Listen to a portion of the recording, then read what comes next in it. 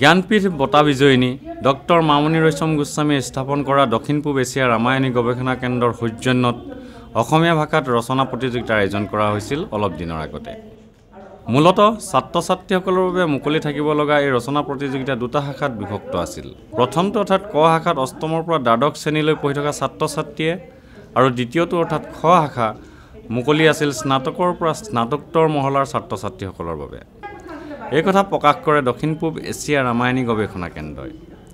সোমবাৰে গুৱাহাটী প্ৰেছ ক্লাবত আয়োজিত এক সংবাদমেলত তেওঁলোকে আৰু কয় যে ক শাখাৰ ৰচনাৰ বিষয় মামণি ৰয়ছম গোস্বামীৰ জীৱন আৰু সাহিত্য আৰু খ শাখাৰ ৰচনাৰ বিষয় আছিল মামণি ৰয়ছম গোস্বামীৰ জীৱনত ৰামায়ণৰ প্ৰভাৱ।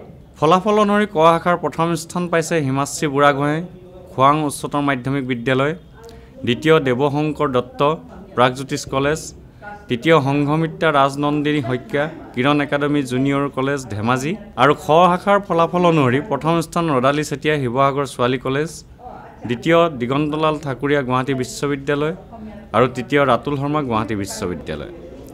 এই ছাত্ৰ-ছাত্ৰীসকলক 14 নৱেম্বৰ অৰ্থাৎ মামণি ৰয়ছম গোস্বামীৰ জন্মদিনত গুৱাহাটীৰ ৰবীন্দ্ৰ ভৱনত 10 বজাত অনুষ্ঠিত এক গাম্ভীৰ্যপূৰ্ণ অনুষ্ঠানত নগদ ধন, প্ৰমাণপত্ৰ আৰু কিতাপৰ টোপোলাৰে সন্মান জনোৱা হ'ব।